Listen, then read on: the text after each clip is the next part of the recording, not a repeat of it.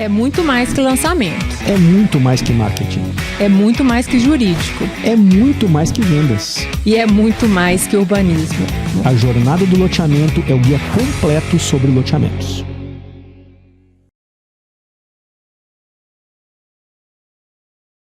Bem-vindos à Jornada do Loteamento, o seu podcast do mercado de loteamento.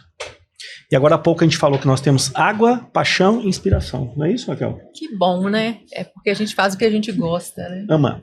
A gente conversa aqui e é só coisa que a gente gosta. E cada entrevistado mais inspirador do que o outro, né? Aí Se complementando. Nossa convidada falou assim, como é que vocês aguentam conversar tanto com tanta gente? Mas tem coisa melhor que isso. Não é? Não, traz um repertório maravilhoso, né? E a nossa convidada tem um sobrenome super chique. Eu sempre achei super chique. Treadler. Vivi Treadler. Treadler. Qual que é a origem do sobrenome, Vivi? Polonês. Poxa! Meu pai é polonês. Muito legal. Muito legal. Deixa eu apresentar ela aqui, gente. Viviane Treadler é arquiteta urbanista formada pela FAU da UFRJ, com pós-graduação em Planejamento e Gestão de Cidades pela Poli-USP, em Real Estate pela FUPAM-USP e atualmente está cursando MBA em Cidades Responsivas, que é legal, né? Muito legal. E atua há 26 anos em projetos imobiliários em geral, né? Vamos falar assim, né? Nós estamos falando aqui, na verdade, gente, com uma fera aí, reconhecidíssima no mercado. 26 anos, você começou como? Como criança? Bem-vindo, Vivi. Obrigada. Fazia tempo que a gente tinha que marcar esse bate-papo, né? É uma delícia poder estar aqui com vocês e a gente poder trocar, né, informações e conversar. Muito bom. Vamos começar falando um pouquinho de você. Conta pra gente como é que você entrou nesse mercado. Muito bem. Bom, a arquitetura é um leque gigante de possibilidades, né? A gente trabalha desde a escala micro a macro. Então, assim, época de faculdade, a gente tem oportunidades de trabalhar desde assim, interiores, né, o detalhamento da marcenaria, a construção da casa, até o projeto urbanístico. Mas é engraçado que no ambiente acadêmico, assim, pelo menos na época que eu me formei, a abordagem do projeto urbanístico ele era muito voltada para as intervenções públicas. E aí eu tive a oportunidade também em estágios em trabalhar nessa escala urbana, num escritório. Eu sou carioca, estou em São Paulo há 20 anos, mas... Você não perdeu o sotaque, não? Eu achei que eu tinha perdido, mas já me falaram que continua, né? Quando eu chego no Rio, eu acho muito carregado, assim, mas... E eu tive a oportunidade de trabalhar num escritório que fazia os projetos do Rio Cidade, Favela Bairro, que eram projetos na época de revitalização mesmo, né, dos espaços públicos. Foi meu primeiro contato aí com a escala urbana. Depois trabalhei numa empresa que fazia portos. E eu trabalhava na equipe que fazia a retroárea desses portos também na escala urbana, mas isso ainda estágios, assim, comecei a ter esse contato com essa escala. E aí eu tinha um colega até que comentou que ele trabalhava num escritório de projetos, mas voltados para o mercado imobiliário. E aquilo me interessou bastante. Finalmente eu fui estagiar nesse escritório lá no Rio, a DEF, e fiquei por 11 anos, fui contratada, enfim, fiquei por 11 anos nessa empresa, e ali eu tive contato com a escala urbana voltado para empreendimentos da iniciativa privada, né, loteamentos. E na época a gente fazia muito projeto em áreas de expansão urbana, empreendimentos turístico-imobiliários, né? A gente não via tanto o loteamento do alto padrão como primeira moradia ali, era mais a segunda residência. E até foi interessante que a gente pegou um boom dos campos de golfe, então todo empreendimento tinha que ter um campo de golfe. Mas a gente fazia empreendimentos muito interessantes e muito diversificados, muitas vezes atrelados a um caráter turístico também, com hotéis, enfim, serviços e grandes âncoras de lazer. Mas o que foi me fascinando foi justamente poder atuar nessa escala mais macro, né, de definir as ruas, os lotes, as áreas de lazer, por onde que as pessoas vão circular, o comportamento mesmo, né, das pessoas. Então, apesar de ter tido assim, uma vivência nessas diferentes escalas, né, ao longo da minha formação, né, foi realmente a escala urbana que me encantou E foi assim que eu comecei. O urbanismo te pegou. E não tinha nenhum glamour. Naquela época, o urbanismo era o patinho feio, assim, sabe? As pessoas gostavam de fazer residências, né? Interiores, enfim. Era glamour zero, mas foi o que me encantou. O que você vê de diferença desta época que você iniciou para os dias de hoje? Você percebe mudanças significativas do seu ponto de vista urbanístico? Assim, o que eu percebo é que, primeiro, que o urbanismo está muito mais falado hoje, né? Ele está muito mais presente no mercado imobiliário. E existe hoje também um senso crítico muito maior, né? Um cuidado também muito maior. Eu acho que teve um amadurecimento muito grande do mercado, seja do papel do próprio desenvolvedor, quanto da própria legislação, né? Então, aí, nesses últimos 20, 30 anos, né, atuando nesse mercado, o que eu percebo é esse amadurecimento. Acho que a própria relação entre o poder público e a iniciativa privada estão num processo aí de mudança positiva, um envolvimento maior, né, nesse processo, porque, infelizmente, nessa área tinha um estigma do empreendedor querer dar o jeitinho, né, querer fazer ali de um jeito. Existiam burlas mesmo da própria lei, que isso criou uma imagem negativa que está levando anos para mudar, né? Hoje a gente vê situações completamente diferentes, assim, empreendedores realmente extremamente comprometidos em fazer uma diferença, né? E não só como que eu vou ter o melhor resultado aqui, né? Então tem um amadurecimento desse mercado. Acho que digamos, a própria população está muito mais crítica, né? Assim, tem também do que está sendo proposto. Então, se algo que vai ter uma intervenção grande na cidade não traz efetivamente benefícios para esse entorno, isso é extremamente criticado, e existem movimentos, né, que se mobilizam em relação a isso também. E o projeto ele não é mais apresentado de uma forma top-down, assim, né? Tem isso aqui para provar. Hoje é uma construção. Uma costura, né? Conjunta. É mais conjunta. O pertencimento do município também ao processo do desenvolvimento é muito interessante, né? Você ter ele ali, colocar ele como integrante mesmo daquela equipe, né? É muito, muito legal. Vivi, você falou um pouco para a gente aí dessa arquitetura tática, que eu achei muito interessante quando você fala sobre isso, né? A gente poderia explorar aqui tantos e tantos e tantos temas, né? Mas a gente teve que escolher alguns, né? Então, você poderia explicar para a gente o que é isso? E no nosso backstage foi tão rico, né, essa explicação. Mas antes disso, gente, a gente não estaria com essa fera aí e nem podendo produzir esse conteúdo aí sem o apoio da nossa patrocinadora oficial, o Legend principal, que é a Alex Seguros. Obrigada aí, Marcelo, pelo apoio a gente. A Alec é uma empresa que trabalha com seguros específicos na área de desenvolvimento imobiliário, nas várias fases do desenvolvimento.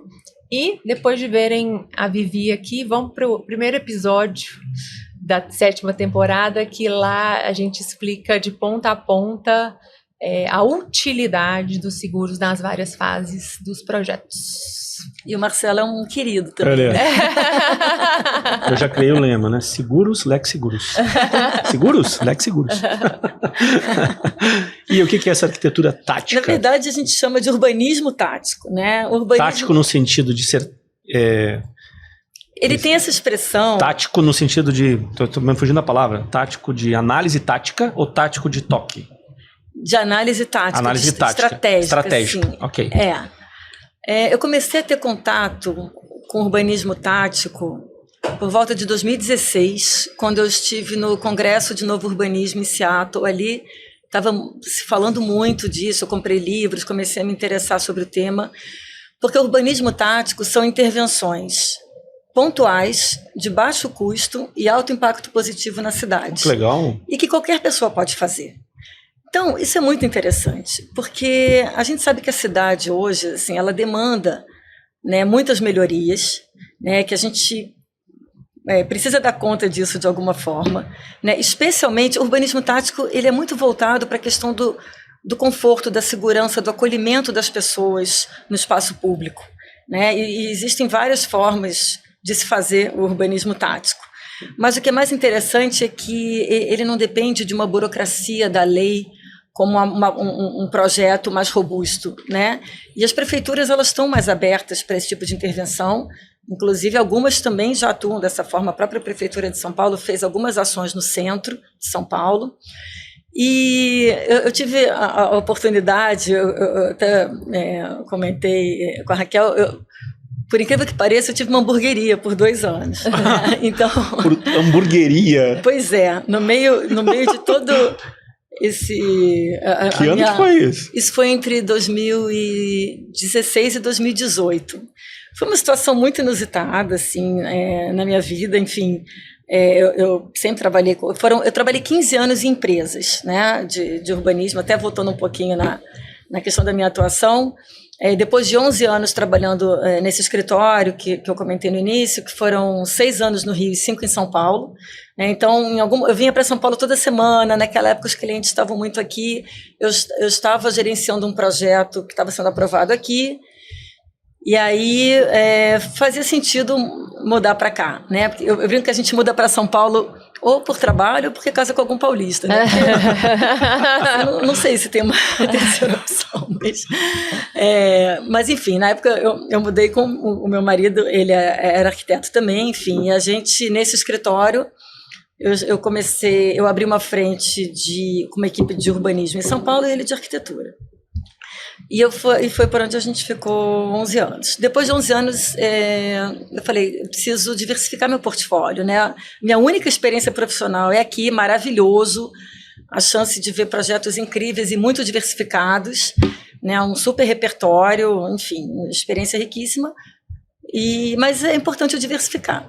E aí, na época, a PDG tinha aberto capital, tinha feito IPO, tinha uma loteadora ali, a agri-loteadora, enfim. E aí uma amiga advogada que trabalhava na PDG falou, vamos lá, que eu acho que pode ser uma oportunidade legal para você. E, de fato, assim, a empresa estava com um volume muito grande de áreas para analisar, e eles falaram, a gente precisa de alguém full-time aqui para fazer o estudo dessas áreas. Ai, caramba, uma gravação. A gente precisa de alguém o tempo inteiro para justamente... dizer para a gente o potencial que a área tem, né, na visão mais técnica, urbanística, porque as áreas elas são muito complexas, tem a questão da topografia, da legislação, da restrição ambiental, não é uma continha de padaria, né? E chega um tanto de área para as loteadoras, né, e esse estudo de viabilidade é o filtro. Exatamente, exatamente. Então, eu tive essa oportunidade de estar justo desse outro lado da mesa, fazendo esses estudos de viabilidade e tendo contato com uma empresa que desenvolvia, né, os empreendimentos. Fiquei por 1 ano lá e tudo ótimo, até hoje ótimo relacionamento com os diretores, enfim, da empresa, mas eu acabei tendo uma oportunidade assim, incrível e muito atraente de ir para uma outra empresa, que foi a Iron House, que é o braço imobiliário, né, do Grupo Cornélio Brenan, por onde eu fiquei por 5 anos, só para situar no tempo, estou falando aí entre 2011 e 2016, 2015 e 2016. Tá? E aí, é muito interessante... Falou, não aguento mais urbanismo, vou fazer hambúrguer. Não? Não, porque foi depois disso.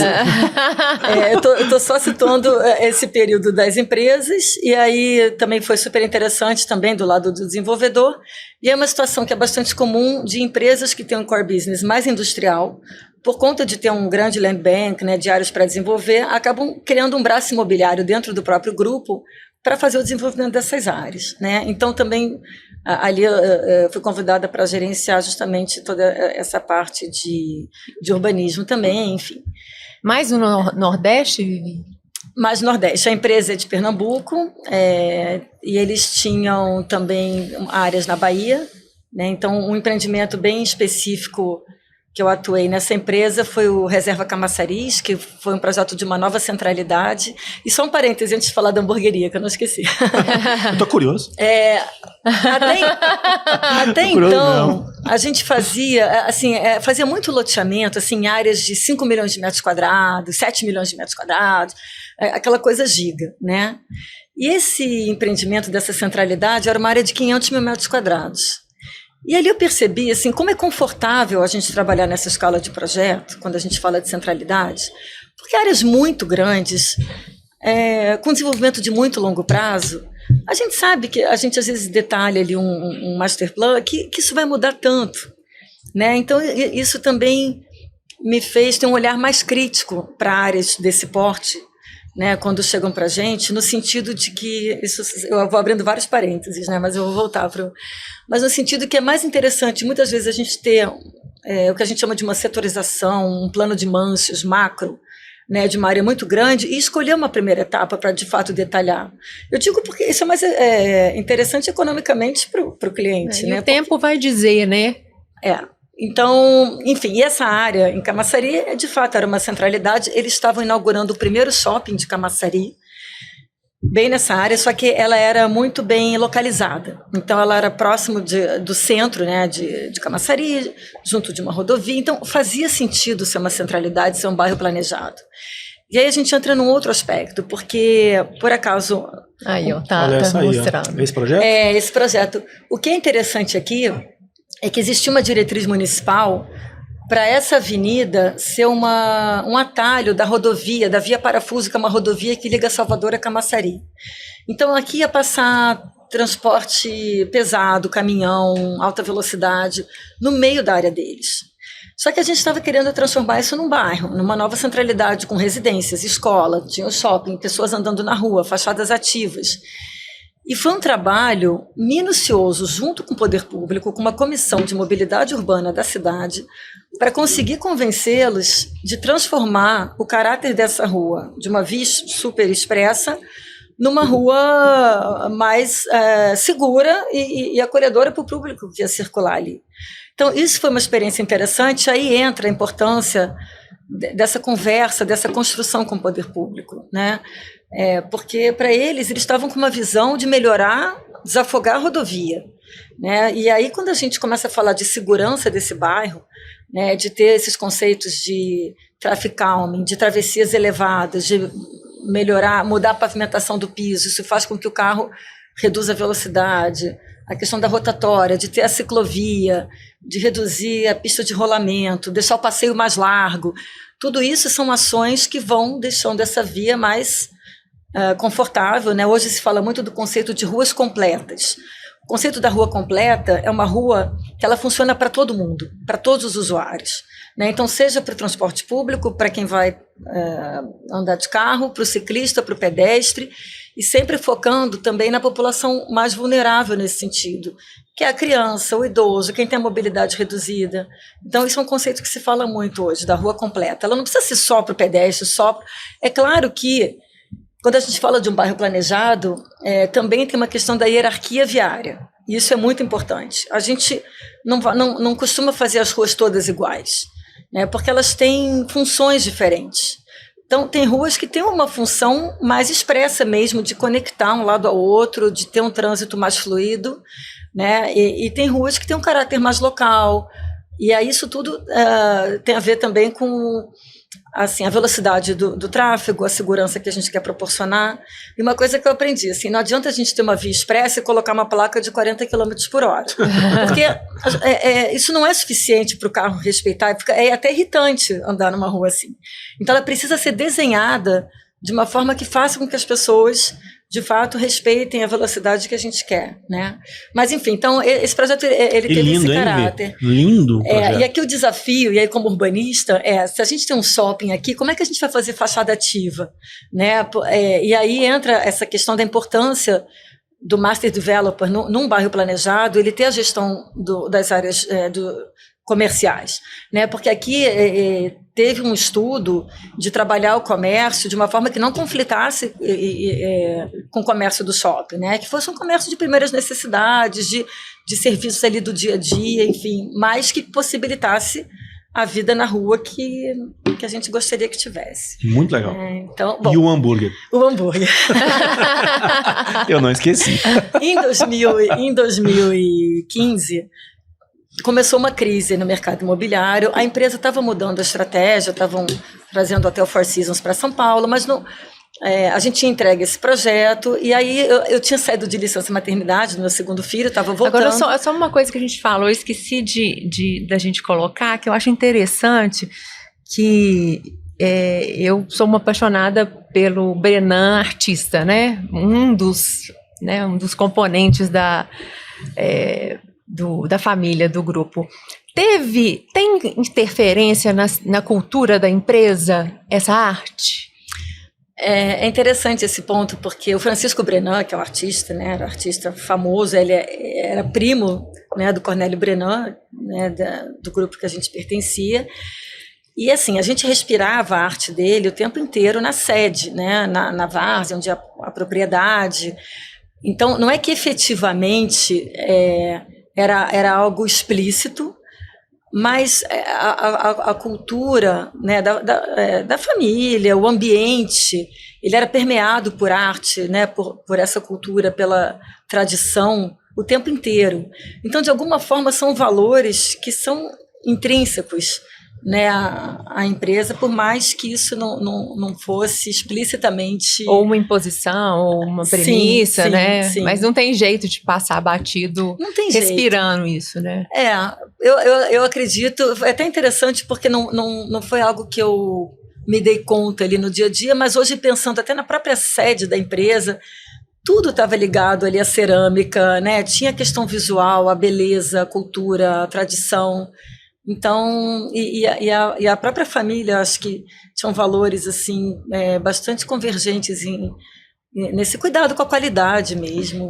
Aí eu fico pensando que é mais fácil conversar com o empreendedor que está, né, dentro dessa atmosfera, né? Porque o arquiteto tem a arte ali muito presente, né? É interessante que é uma formação que mistura muito exatas e humanas, né? Porque ao mesmo tempo que a gente tem essa coisa do cálculo, da física, da matemática, muito na arquitetura e no urbanismo, tem muito lado da antropologia, da história da arte, da história das cidades, né? Então, eu acho muito interessante essa mistura.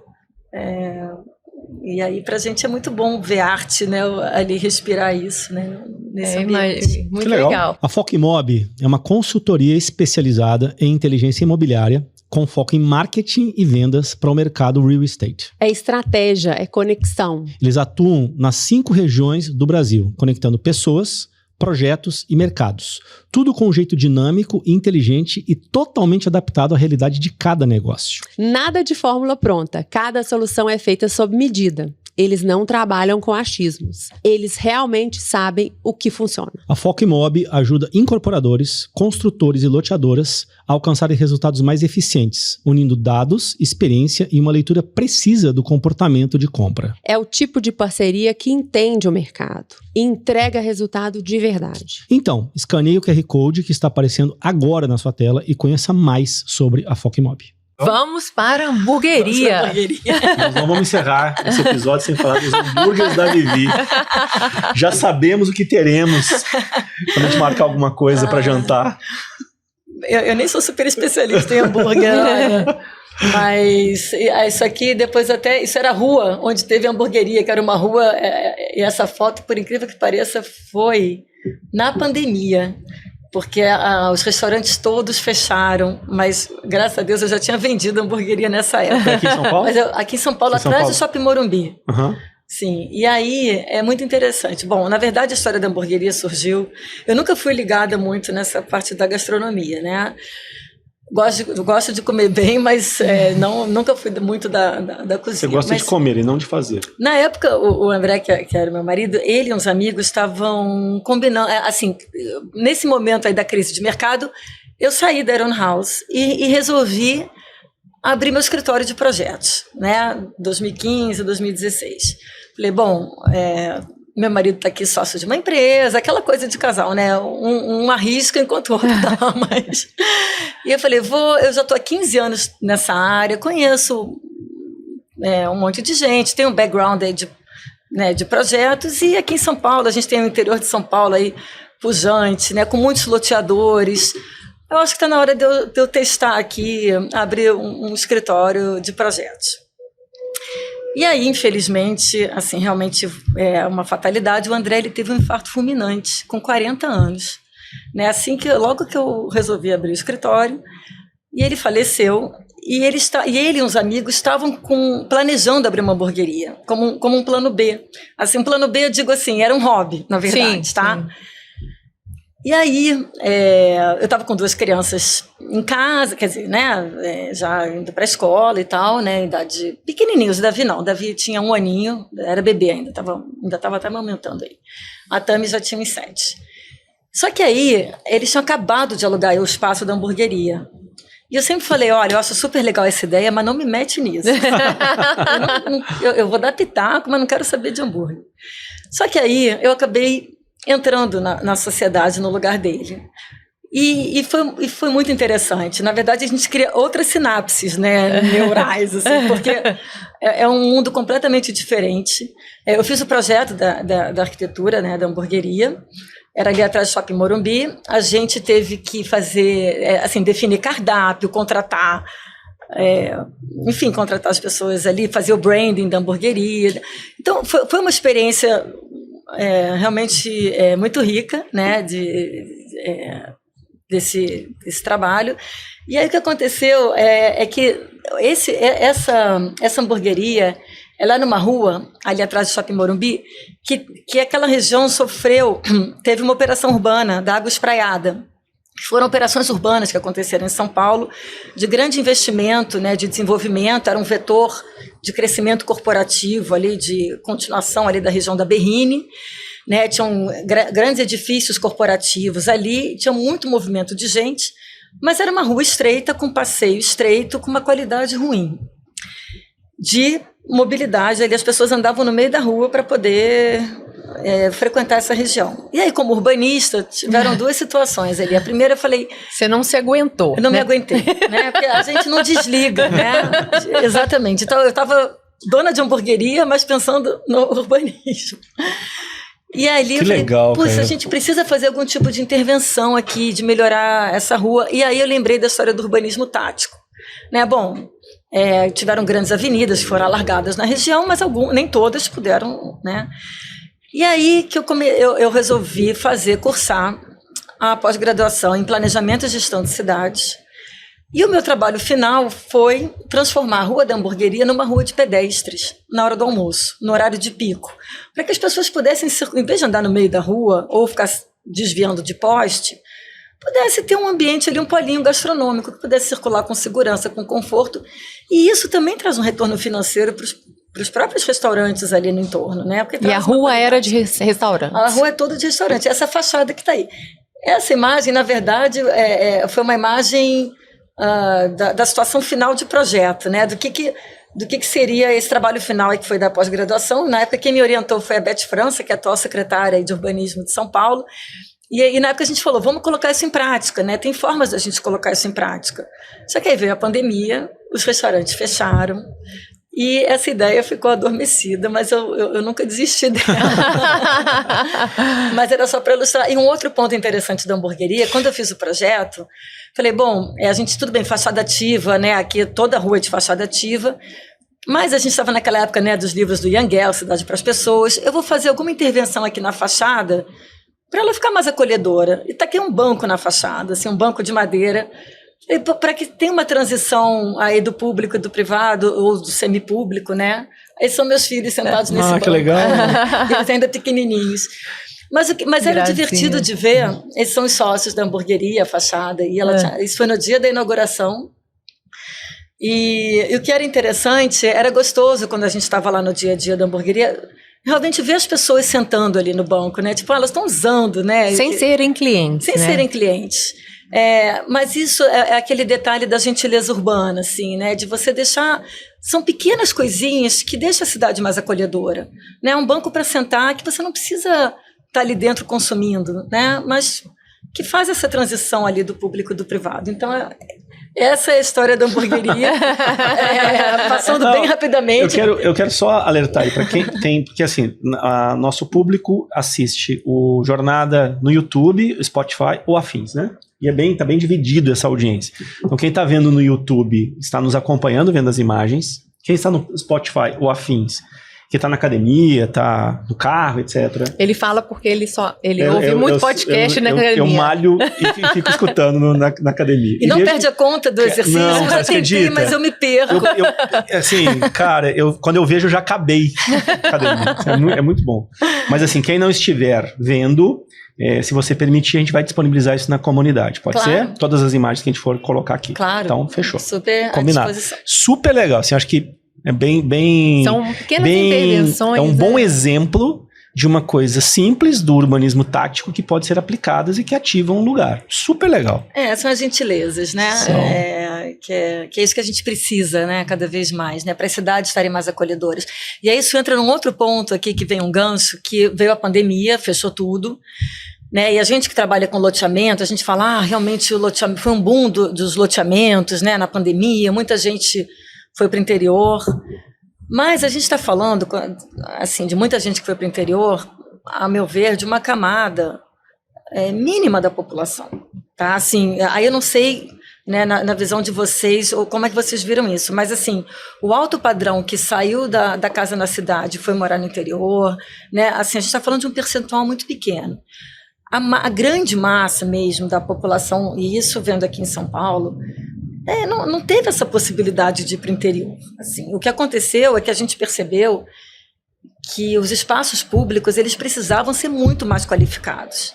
Eles precisavam ser muito melhores, muito mais seguros, atraentes, acolhedores, justamente para ter opção, né, para quem estava aqui, né, e que precisava buscar espaços ao ar livre. Tanto que teve um movimento grande no centro de São Paulo, né, e muito começado com o pessoal que está fazendo os retrofits lá hoje, né, desse conceito da rua aberta, né, dos parklets também, e de estender a largura das calçadas, né, para que os restaurantes pudessem receber o público do lado de fora e movimentar a economia de alguma forma.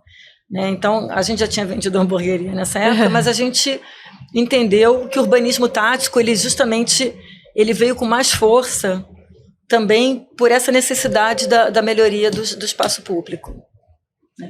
E você teve aí, só para a gente depois passar para os seus projetos, mas antes disso, na nossa conversa, estava pulsando aí, né, vibrando em você, essa experiência que você teve agora na Colômbia, né, sim, que eu acho que tem muito a ver com a regeneração, com a requalificação. Totalmente. E você me falou dessa esperança de a gente estar num país com problemas semelhantes, né? Então a gente não está comparando o Brasil com alguma coisa nos Estados Unidos ou na Europa e tal, e que você viu possibilidades lá muito interessantes para gentilezas urbanas também, mas também para funcionalidades muito interessantes. E vamos entrar nessa então. Bora, porque isso está aqui, assim, fervilhando, né? Eu acabei de voltar de uma missão técnica organizada pela ADIT, né, que vocês conhecem. Essa foi a terceira missão técnica que eu participei. As outras duas primeiras, uma foi em Portugal e a outra na Flórida, muito voltada para bairros planejados. Mas isso eu estou falando ainda lá atrás, 2010, 2011, né, onde a gente via comunidades assim, muito bem planejadas, com uma qualidade urbanística incrível. E aí essa questão da regeneração urbana, que está muito forte hoje, justamente por essa necessidade muito pulsante das cidades, realmente despertou essa vontade de participar dessa experiência na Colômbia. E eu fiquei extremamente impactada. E é importante até dividir com vocês como me surpreendeu. Primeiro, a qualidade urbanística dos espaços públicos, né? A gente esteve em Bogotá e Medellín. O foco principal da missão era urbanismo social, né, e regeneração urbana. Então, de fato, assim, as principais visitas eram em comunidades assim, extremamente carentes, né, e que lugares assim, muito duros, que viveram uma violência muito grande, né, por conta do tráfico que era muito presente. né, e ver a pacificação desses ambientes, a forma como a gente circulou nesses espaços e como que isso aconteceu, mexeu muito comigo. Então, assim, começando por Bogotá, assim, primeiro, eu achei muito interessante que eles têm um equipamento público chamado Centro de Felicidade, e eu acho o nome uma graça, né? Esses centros de felicidade são equipamentos públicos de altíssima qualidade, feito em áreas bastante carentes, né? Esse é um exemplo de um deles. Esse é numa área até um pouco menos fora das comunidades, assim, numa área mais urbanizada da cidade, mas assim, eles são frutos de projeto, de concurso de arquitetura, onde acontecem diversas atividades, todas gratuitas, para a população de estratos 1 e 2, normalmente. E lá a população ela é dividida em estratos, e isso é claramente falado. Uma pessoa ela vai ter acesso a algum serviço, eles perguntam, você é de qual estrato social? E esse extrato... Como comprova isso? O cara tem, tipo, uma identificação disso? Porque o extrato, ele está relacionado aonde ele mora, a renda que ele tem. Então, tem alguns critérios que levam a isso. Hoje, existe até algumas questões ligadas ao extrato, porque tem pessoas que começam a melhorar até a sua vida, mas não querem sair de onde elas estão. Então, a renda começa a melhorar, mas o extrato continua, digamos, 1 ou 2 por conta da localização delas, e essas comunidades também tiveram intervenções de melhoria e elas não querem sair dali. E aí continua, enfim, aí são aquelas coisas que acontecem e precisa ir se adaptando. Mas o que é interessante? Isso é uma academia dentro de um centro de felicidade. Nossa Senhora! Então, os equipamentos são de altíssima qualidade, né? Tem ginásios esportivos, tem piscinas de alta qualidade e eles têm vários cursos. Nossa! Esse é um auditório dentro desse centro de felicidade, ele é aberto para a rua até, então, e tem vários eventos que acontecem aí. E aqui tem uma situação muito interessante.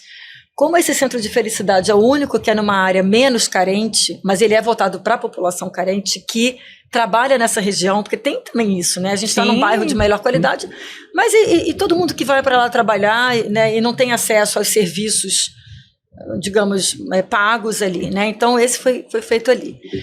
Só que aí tem a história que a gente conhece, né, dos NIMBYs, né, da Not in My Backyard, né, que é justa a população que mora lá e reclamava dos eventos, por exemplo, de cultura e arte que aconteciam nesse auditório e que tinha questão sonora e que atrapalhava.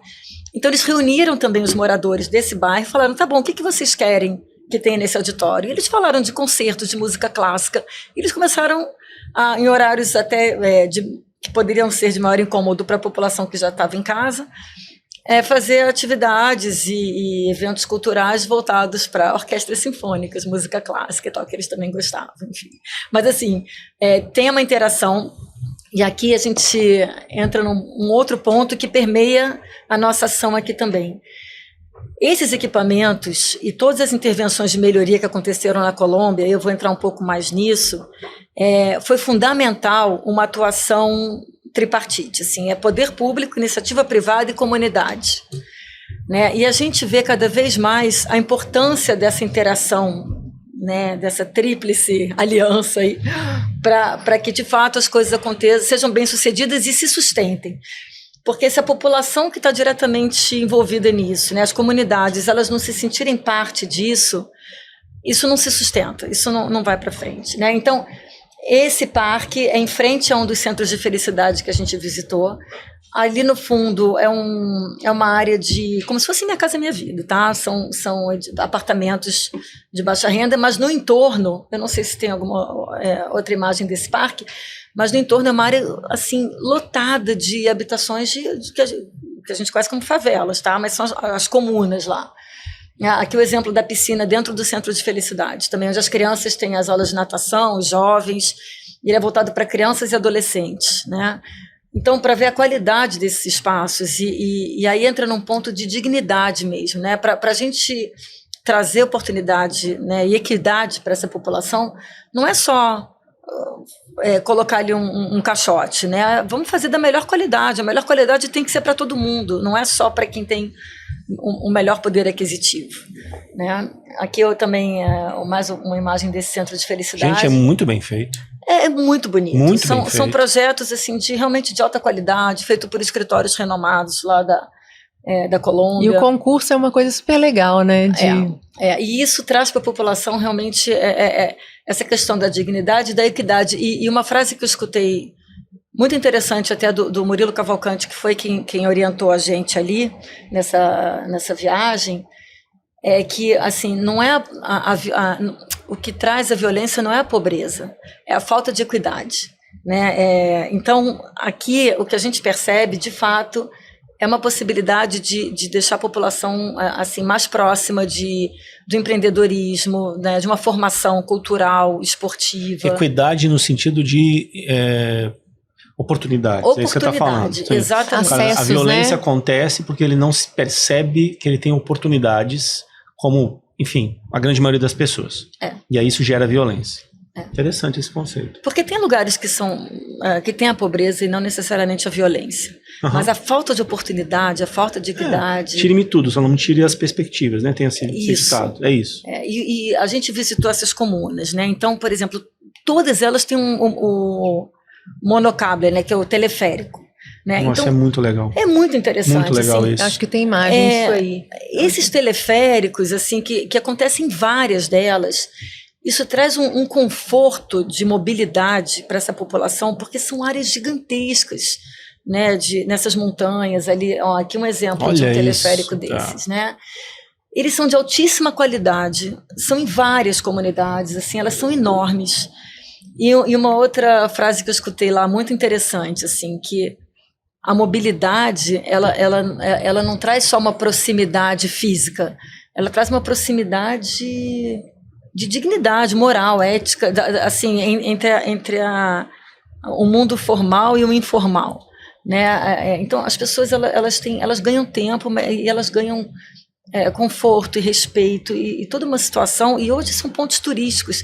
Por acaso essa que a gente visitou, que tem a foto aqui, no alto dessa comuna era uma antiga fazenda de um traficante de drogas e que virou um bairro planejado de baixa renda, né? E também com um centro desse de capacitação, com auditórios de altíssima qualidade, com escola, assim, com comércio acontecendo. Desculpa, que o homem nunca sai da quinta série, né?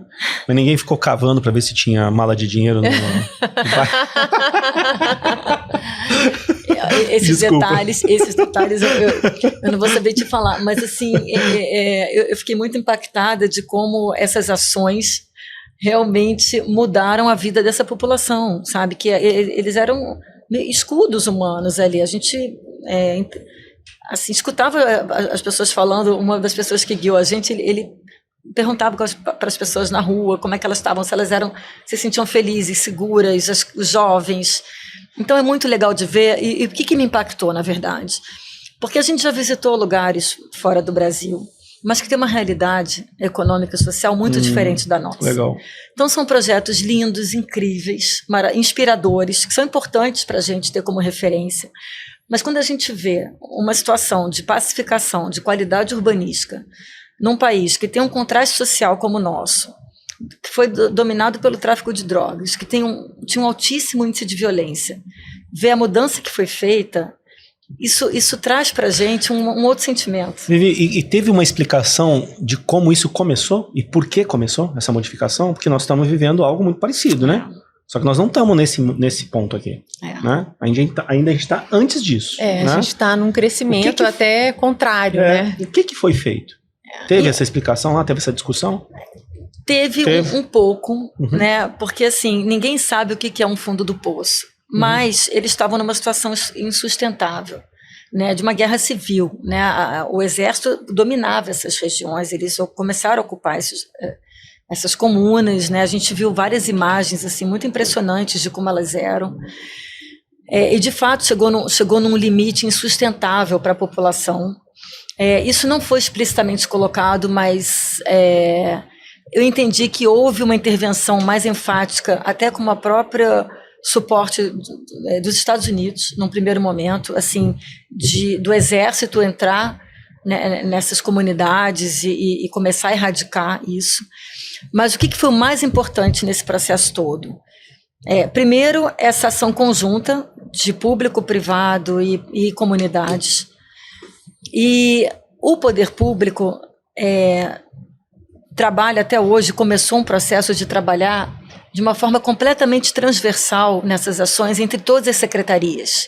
Então, tanto em Bogotá quanto em Medellín, as secretarias elas não são dissociadas, elas atuam de forma completamente conjunta e de uma forma que não depende da gestão pública para elas continuarem atuando, né? Então, muda a gestão, mas é tão bem amarrado esse processo, com tanta qualidade, que isso permanece independente da gestão. E elas se conversam de uma forma muito alinhada, integrada, e eu acredito que isso faz uma diferença muito grande nesse processo também. Muito legal. Muito, mãe. Dá pra gente se inspirar, né? Tem até um exemplo falando em inspiração. A gente visitou um antigo lixão lá, chamado Morávia, que hoje é um bairro planejado, autoconstruído, que é um bairro planejado assim de super carente. Esse era o lixão, né? Tinham várias fotos assim muito impactantes. E quem nos recebeu foi a líder comunitária. Ela nasceu nesse lixão. Hoje ela é formada em arquitetura e urbanismo, com mestrado em urbanismo. E eles conseguiram, e aí teve um trabalho comunitário muito forte, junto com o poder público e também com a iniciativa privada, de conseguir transformar isso num bairro planejado, né? Então tem a escola, todo lugar tem um campo de futebol bom. E assim, toda intervenção que a gente via lá dessas unidades, centros de felicidade, tem um outro chamado UVA, que é o que acontece aqui em Medellín, que é a Unidade de Vida Articulada. Então tem uma boa escola, um bom campo de futebol. Muito ali parecido com a nossa realidade. Pois é, porque é o lugar mesmo do encontro, né, da vitalidade, né? E aí eu acho que isso também conversa quando a gente fala de bairros planejados, né, que é o nosso dia a dia aqui, em diferentes padrões. As pessoas precisam do encontro, né, dessa vitalidade na rua, né? Essa casa de Todos também é um espaço comunitário com auditórios, com aulas, com cursos. Então são espaços assim com alta qualidade arquitetônica, com uma oferta de atividades assim de alto nível, e isso faz muita diferença, né? Então esse bairro também mexeu muito. E só um parêntese, nesse bairro desse lixão tem até um mapa feito com mosaico assim no chão, que eles fizeram numa praça lá, que é um mapa do bairro, né? E ali, a primeira coisa que eles fizeram, eles identificaram onde seriam os equipamentos públicos, né? Essa é a líder comunitária na imagem, né, mostrando pra gente. Então, na cor branca, nesse mapa, assim, são os principais equipamentos públicos que tinham que acontecer ali, a localização deles. A partir deles, as coisas aconteciam. Então, a importância do equipamento público, né, como um ponto gerador ali, né, dessa vitalidade, né, do espaço. Isso também foi bastante interessante. E tem que ser ativado e cuidado também, né? É uma política social, totalmente. Assim, e as pessoas tem que ser muito bem feita. Agora você vê um detalhe mínimo. Ali tinha uma horta comunitária, né? Ela mostrou pra gente a horta, uma horta pequenininha, pequena, né? Essa é a horta. Mas ela até pegou um rabanete assim na mão com orgulho, assim. E as pessoas iam lá e pegavam, né, os legumes e tal, e as verduras. Mas isso é um retrato assim de uma vida em comunidade, assim, do que era um lixão essa região, né, ali no entorno, né, não era exatamente aqui o lixão, por conta da questão da contaminação, né, então era nesse entorno, mas assim, o fato de ter uma pequena horta, isso qualquer loteamento pode ter, né, e são pequenos exemplos de senso de pertencimento, né, de uma vida comunitária, né, então é um pequeno detalhe, mas que faz uma diferença às vezes maior do que a gente imagina. É sensacional. Muito legal mesmo. Eu fico pensando em como fazer isso aqui, né? A gente fica, né, muito reflexivo em como poderia isso acontecer aqui. Ela é uma pessoa incrível, essa mulher, né? Pequenininha, assim, numa potência, sabe? Uma coisa assim. E que está no chão é exatamente o master plan de todo o bairro planejado. Do bairro. E ela olhou ali, ela falou assim: isso aqui é minha casa. Então as pessoas olham a sua casa ali. Então, hoje eles têm ali um centro, né, uma associação, né, da comunidade, que eles vão mudar a cor, que antes era uma casa e hoje é a associação, vão botar nessa cor de equipamento. Então, existe esse senso, né, de pertencimento. E aí eu acho que isso são inspirações, porque a gente trabalha com projetos de loteamentos e bairros planejados de diferentes padrões, né? Não, a gente tem aí o bairro, ele por natureza ele é aberto, né? Diferente, né? O loteamento ele pode ser aberto ou fechado. Aqui é um exemplo de uma rua desse bairro. Então, é super simples. A gente está falando aqui de uma população assim, de baixa renda, mas que tem uma qualidade, né? Ruas pavimentadas, saneamento. Né? A gente visitou a Comuna 13, que é uma das maiores comunidades, favelas, enfim, como a gente quiser chamar. Eles levaram uma qualidade de saneamento para lá, colocaram a tubulação, criaram passarelas e a tubulação embaixo dessas passarelas, assim, sabe? Né? Para a rede de esgoto. Assim. Então, saneamento é fundamental, tudo isso é dignidade, né, da população. E o que eu acho interessante aqui? Quando a gente vai fazer um projeto de um bairro planejado ou de um loteamento, muitas vezes tem comunidade no entorno desses bairros. E é importante que tenha algum tipo de interação com essas comunidades, né, para que não haja um conflito ali. Provavelmente esse empreendimento ele vai gerar emprego para essa população, né? Ele vai gerar espaços abertos de convivência que essa população também vai usufruir, né? Então, a estratégia de interação com essas comunidades é importante em todas as esferas, independente da...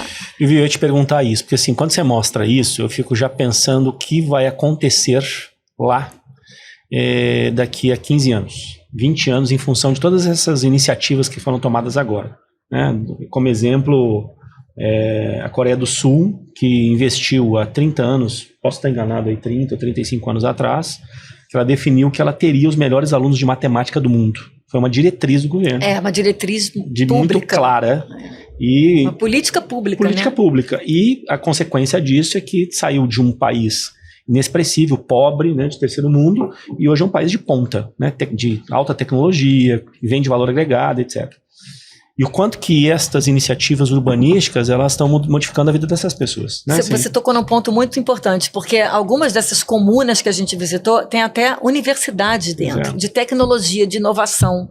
Eles têm um programa lá chamado Programa Bom Começo, onde toda criança de 2 a 7 anos tem que frequentar essa escola desse Programa Bom Começo. E são projetos de arquitetura lindos. Não é uma coisa feia. Não é só um caixote ali com um telhadinho, sabe? São projetos inovadores, diferenciados. Né? Então, existe uma política pública muito voltada para a questão da cultura e da educação dessa população. E o que a gente visitou lá, na verdade, a gente está vendo um resultado de um trabalho de mais de 20 anos. Isso começou na década de 90, né? A gente está falando aí de 30 anos. Então teve a ruptura ali, né, com os traficantes. E é um processo que vai amadurecendo até chegar aí num índice de violência muito mais baixo que o nosso. Pois é, a minha pergunta, eu fiz esse contexto para te fazer essa pergunta.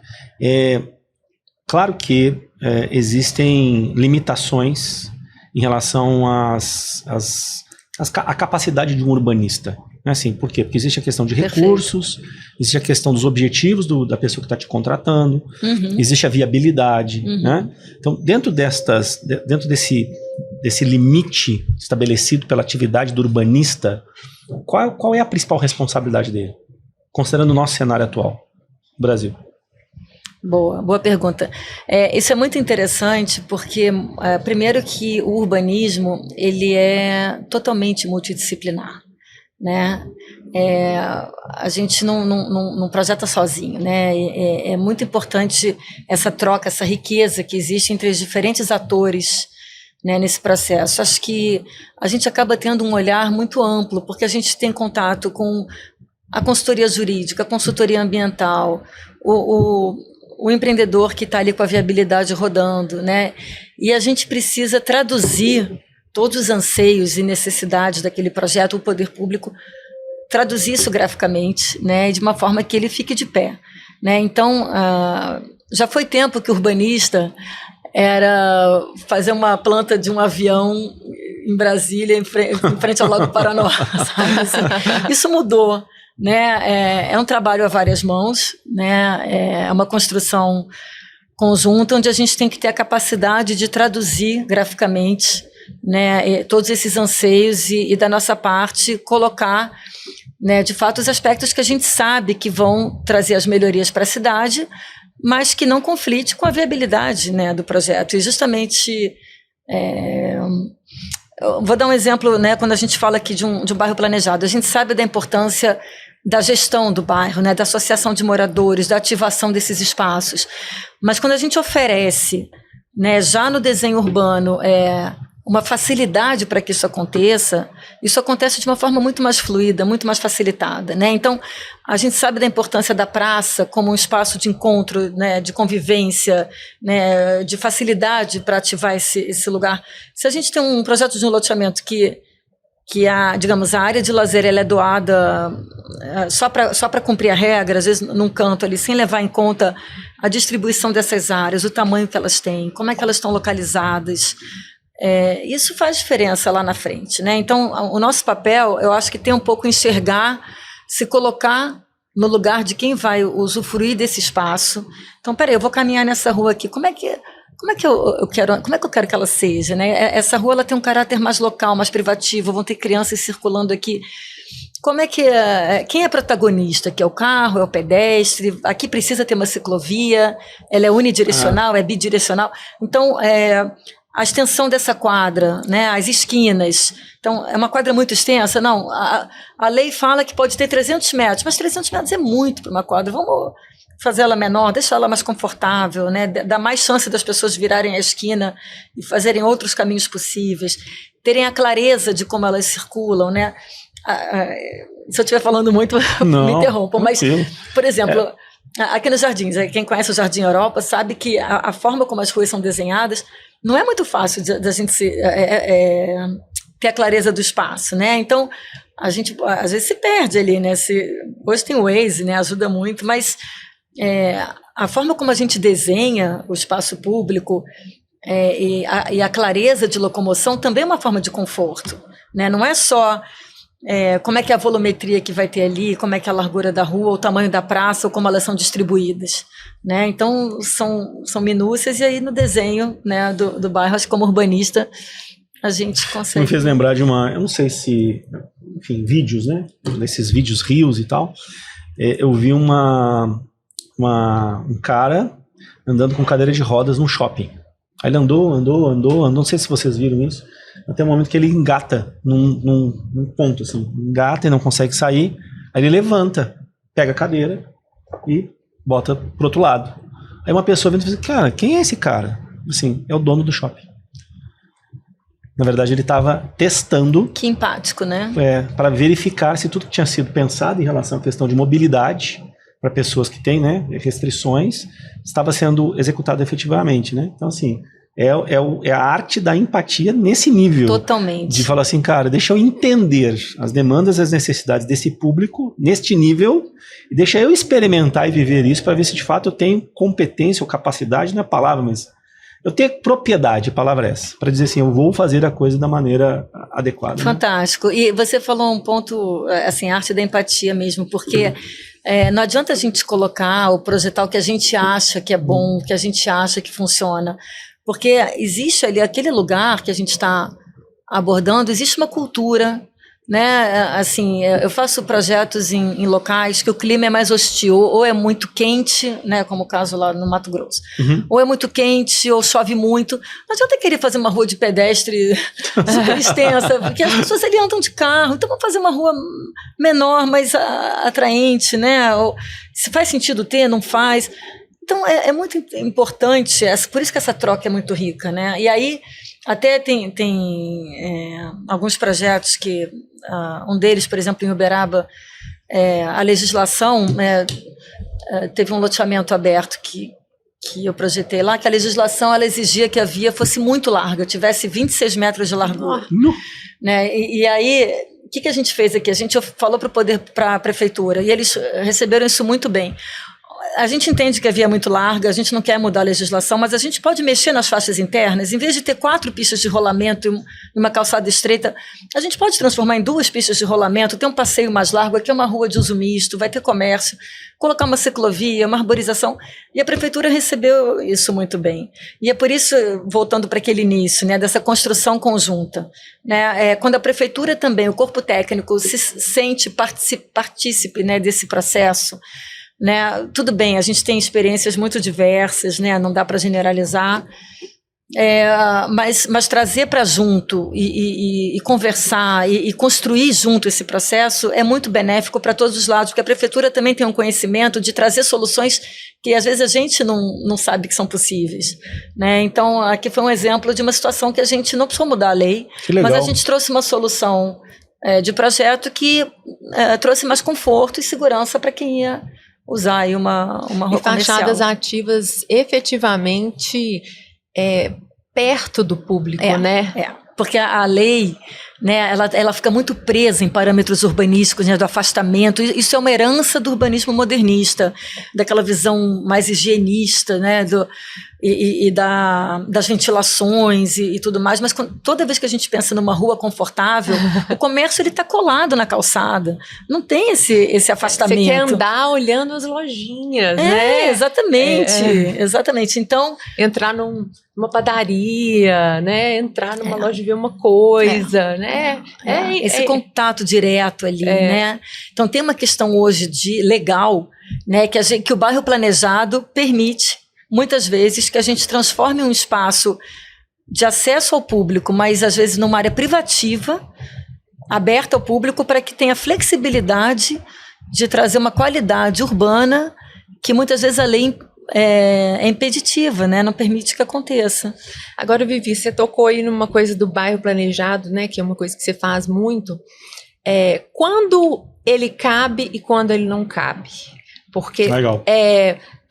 A gente vê muito, principalmente em anúncios, etc., de loteamentos e tal, que eles se autodenominam como bairros planejados, né? Na verdade, a gente sabe que são loteamentos com algumas ativações importantes ali para aquele bairro. Certo. Mas, de fato, quando a gente cabe um bairro planejado, que requisitos que essa gleba tem que ter, ou essa proximidade, ou essa localização faz sentido da gente implantar efetivamente um bairro planejado? E fala pra gente também, o que é um bairro planejado, né? Boa. Hoje essa expressão tá muito em voga aí, né? E quando a gente pensa num bairro, ele meio que tem tudo, né? Ele tem o transporte público, ele tem uma diversidade de produtos, ele atende, né, diferentes classes, diferentes perfis, né, viários, uma sinergia econômica, né, o comércio, o serviço, o lazer, a escola, a residência, essa multiplicidade, né? Então, o que acontece hoje, como ficou muito bonito, né, a gente projetar um bairro planejado, muitas vezes um loteamento que tem ali um comércio acaba tendo esse conceito. E eu estava até refletindo um pouco sobre isso, porque no fim das contas, quando a gente fala de bairro planejado, o que a gente está projetando é proximidade. É isso que a gente quer oferecer, né? Hoje se fala muito também da cidade de 15 minutos, né? É a facilidade, é fazer com que as pessoas possam ter ali todas as facilidades com menos tempo de mobilidade. Então, o bairro planejado, para que ele de fato se configure dessa forma, é importante que ele seja acessível, né? Que ele tenha se é um local, por exemplo, que você tem pouca diversidade de produtos, você só chega de carro, é difícil encaixar isso num conceito de um bairro, de fato, né? Como é que a população que trabalha nesse lugar vai chegar ali, né? Eu acho que ele precisa ser inclusivo, né? Para se configurar um bairro planejado, ele precisa ter um conceito de inclusão, de atender, né, diferentes públicos. Vivi, me corrija então se eu estiver errado. Assim, todos os bairros planejados que eu já visitei, você tem, a minha impressão, assim, né, são desejos que nós temos hoje de uma qualidade urbanística. Perfeito. E que não são apresentados em função de toda essa herança que a gente carrega do antigo urbanismo, vamos colocar. Assim, eu chego nesses lugares e falo assim, cara, isso aqui é muito bonito, né? Fachada ativa. É muito perfeito. Passeios, né? Largos, assim, o paisagismo muito bem cuidado, porque existe a associação de moradores e aí existe a administração do bairro, que é o que a prefeitura deveria fazer, mas não tem competência para fazer, ou não tem condição de fazer. Então, assim, é como se você estivesse criando uma cidade nova, certo, considerando tudo aquilo que deveria ser e que a gente não tem. É isso. Eu vou tentar organizar meu pensamento mas dentro disso. É. Ou não? É trazer uma qualidade de vida urbana, né? Que a gente não tem na maioria das cidades. O que acontece? Eu acho que o nosso urbanismo, ele sofreu muito por conta da violência urbana. Né? Então, o mercado imobiliário, eu cresci em Copacabana, andando, fazendo tudo a pé, pegando transporte público, assim, fachada ativa. Então, assim, a gente não está inventando a roda, né? Bom, se a gente for lá nas cidades medievais, enfim, né? Então, todo esse conceito é um resgate, né? Eu acho que é mais um resgate. É um resgate. Mas o que acontece? Por que eu estou falando disso? Porque eu vi na década de 80, 90, o momento que Copacabana começou a gradear os prédios, quando começou a colocar essas grades. Né? Você tinha uma relação ali da fachada com a rua muito maior, né? Dos edifícios residenciais. E eu lembro quando eu comecei a trabalhar no escritório, né, no mercado imobiliário, com loteamentos, a gente fazia muito loteamento fechado, de acesso controlado. E aquilo me incomodava, eu falava, puxa, mas a gente sabe que o muro, esse loteamento ele vai ser murado, e do muro para fora, a gente está criando uma situação que não é, cria uma rua erma, que incita mais violência, né? E isso era muito incômodo. Eu lembro de conversar isso e escutar, tudo bem, mas é o que o mercado está pedindo. Sabe, o mercado quer isso, se a gente não fizer dessa forma, não vende. E aí como é que a gente chega no meio termo aqui, né? Como é que a gente ameniza? Então, assim, só para fazer um parêntese, eu acho que o nosso mercado, ele se moldou muito em função da falta de segurança, né? Perfeito. E aí, então, veio esse boom dos loteamentos fechados, né? Onde você tinha tudo lindo, maravilhoso, do muro para dentro, né? Digamos que se dane o que acontece do muro para fora, né? E aí, o que é interessante é que hoje o mercado entende que o que traz a segurança, mais do que o muro, é a vida na rua. É essa vitalidade, né? As pessoas, vibrante, as pessoas, essa troca, a gente tem mais vontade de andar numa rua que tem movimento, que tem gente, do que uma rua deserta. Sim. Né? Sim. E o bairro planejado, uma nova centralidade, vem para trazer isso, né, de certa forma, né, essa vida de rua, mas para que isso aconteça, precisa ter essa multiplicidade de usos que vão criar essa sinergia, porque isso vai dar o conceito de uma vida 24 horas. Né? Enquanto as pessoas estão fora de casa trabalhando, tem o comércio ali acontecendo, mas à noite as luzes estão acesas ali, e tem a escola, e tem a praça, e tem uma associação que faz a gestão e que ajuda a deixar esse espaço mais ativo. Então, é um modelo de cidade ideal, né? E quando você me pergunta, né, essa questão do que precisa para ter um bairro, muitas vezes a propriedade, ela tem uma característica de ser um loteamento mesmo. Às vezes ela está num fim de linha, cercado de área de preservação, com uma dificuldade de acesso, até a própria topografia, enfim. Então, o que é importante é a gente ter esse discernimento e o olhar crítico. Não, aqui é um perfil realmente de um loteamento aberto, de um loteamento fechado. Não, aqui pode ser uma centralidade, pode ser um novo bairro, aqui faz sentido ter esses usos. E aí eu acho que isso abre um outro parêntese, que assim, o urbanista, a gente não tem a capacidade, e nem é para ter, de definir o que vai acontecer daqui a 30 anos. Né? E o bairro, ele é um projeto de vida. Diferente de um loteamento, né, ele é um processo de longo prazo, de gestão dessas diferentes áreas. E aí, assim, até acho que eu perdi um pouco o gancho que eu ia falar, assim, em relação a essa questão assim, por da exemplo, gestão em Camaçari, você fez um bairro planejado lá, né? Como que se deu essa definição? Teve alguma ativação específica? Né? Ali, por exemplo, tinha a questão de estar sendo implementado um shopping, que ia trazer um movimento para aquela região.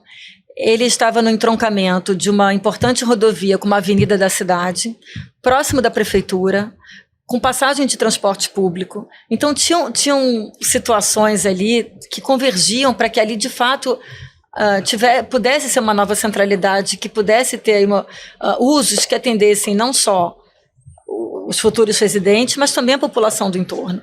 E aí entra um pouco, até, Dani, assim, quando eu falo de atender diferentes camadas, o bairro ele pode ter residências que para um determinado padrão, tá? Não é que não necessariamente, a gente sabe que no Brasil, culturalmente, é muito difícil atender diferentes padrões mas pelo menos mas as áreas públicas elas são abertas para todo mundo, né? Então você tem que nem a praia no Rio, né? Você pode estar no Leblon, Ipanema, um bairro, sei lá, de mais alto padrão, mas todo mundo está ali usando a praia.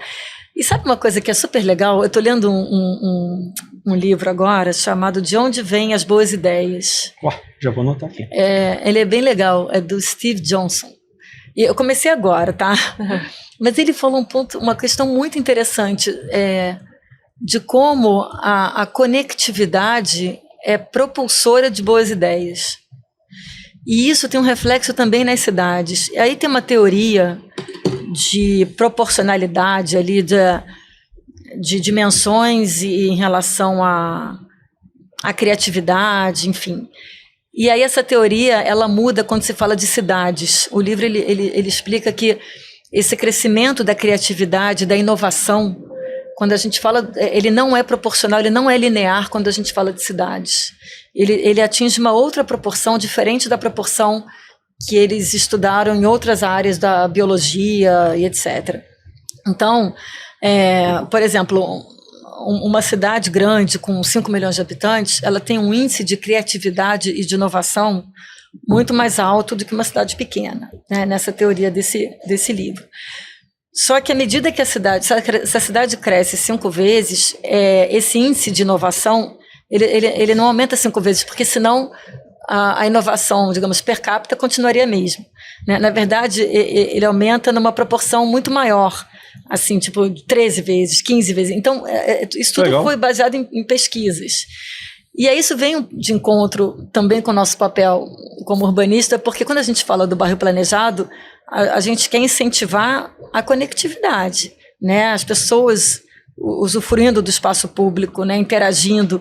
E isso incentiva a criatividade, isso incentiva a inovação, né? Então é muito interessante que o ganho, eu falo isso de quando fazer o bairro planejado, porque se fala muito nisso, né? Hoje em dia, no nosso meio. E eu entendo que tem que ter um sentido para aquele bairro planejado estar ali, né? Uma universidade que está indo para lá, um centro médico que está indo para lá.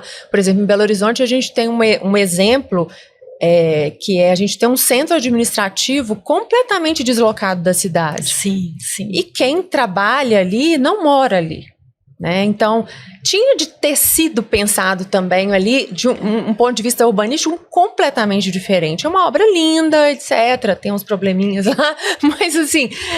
Mas também é uma herança modernista, assim. Então assim, mas é uma coisa meio sem sentido, né? Sim. E ao mesmo tempo, você pensa, por que isso não foi pensado de forma mais global, né? Para criar realmente um eixo Belo Horizonte legal de morar, né? E não foi. Então, assim, acho que tem que fazer sentido. Aí eu vou te fazer uma provocação, Vivi, porque você tá aí, né, fervilhando com essas ideias e ver essas questões que você viu na Colômbia, né?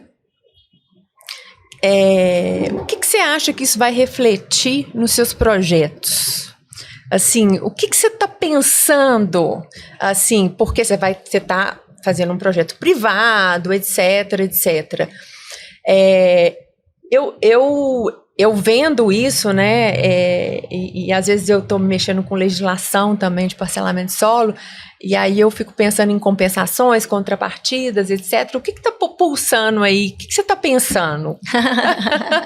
Vamos lá. Porque eu imagino que você fala... Porque uma coisa é uma arquiteta que mexe com regeneração urbana, vai lá beleza, tô na minha praia, né? Como é que tá as privadas? Agora eu tô fazendo expansão urbana. Boa. Vamos lá.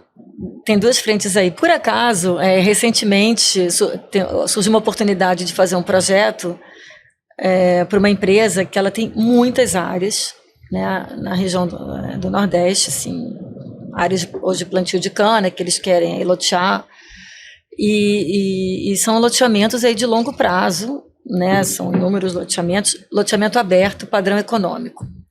Então, na hora, já me veio muito claro a importância de ter equipamentos âncoras acontecendo nesses loteamentos, e pensar em modulações mesmo, né? Então, assim, a cada tantos mil habitantes, a cada centena de habitantes, a gente tem que ter pelo menos esse tipo de equipamento, esse, né? Então, à medida que essas áreas vão se expandindo e vão faseando, a gente consegue prever de uma forma planejada também o acompanhamento desse suporte dessa população para que não seja um mar de lotes, né? Então, e aí voltando de novo à questão do poder público, às vezes é interessante conversar com uma prefeitura, especialmente quando a gente fala de grandes áreas e que precisam de uma ancoragem, e nesse caso, né, a gente está falando aqui de um padrão mais econômico. Às vezes a prefeitura tem interesse em ter um centro cívico, mudar, né, expandir e de repente trazer um espaço desse para junto de uma propriedade, de uma área dessas. Isso já cria uma sinergia ali, né, que vai levar transporte, que vai levar comércio, serviços, outros equipamentos. Então é possível fazer isso também nos projetos quando a gente pensando na possibilidade de que tipo de equipamentos públicos, né, e também privados, mas que eles têm, eu acredito nesse efeito de reverberação desses equipamentos, né, no projeto. Meninas, nosso tempo já acabou faz tempo, né? Você sabe. Né? A gente podia conversar muito. Né? Eu estava preocupada que eu achava que eu não ia ter assunto para uma hora. Sempre assim. No roteiro ela falou assim, não tem nada para falar em 1 hora, é 1 hora demais. Eu falei assim, nossa. Você vai ver. Na hora que acabou o roteiro, nós vamos precisar de vários episódios, Vivi. O maior prazer, uma delícia conversar com vocês. Legal. Vivi, para finalizar, qual que é a principal mensagem para quem desenvolve esses projetos urbanísticos? Qual que é a mensagem principal sua? Pensar aqui, eu acho que pode ter a ver com o momento de vida, tá? Mas cada vez mais a gente tem muito forte essa questão de ter um propósito muito claro, né? Não importa qual seja, mas a gente ter uma clareza de propósito do que a gente quer ali. Porque isso vai nortear todas as decisões que a gente vai tomar dali para frente, né? E a gente vê muito hoje empresas que têm uma preocupação de ter um legado, de deixar uma marca, de fazer uma diferença positiva. E eu acredito que seja muito realizador quando a gente consegue unir um valor que a gente tem, um propósito que a gente tem com um negócio, né? Que vai trazer retorno financeiro. Isso é muito bom, né? Então, eu acho que essa clareza de valor e de propósito, quando a gente define um projeto desse porte para a vida, isso vai nortear todas as decisões futuras, né? Então, eu acho que é importante ter esse ponto de partida, porque isso reflete também nos ganhos, se são de curto, médio e longo prazo, né? Então, se a gente define que a sustentabilidade é um valor, isso vai definir decisões que vão impactar, às vezes, no curto prazo, mas que vão trazer um retorno no médio ou no longo.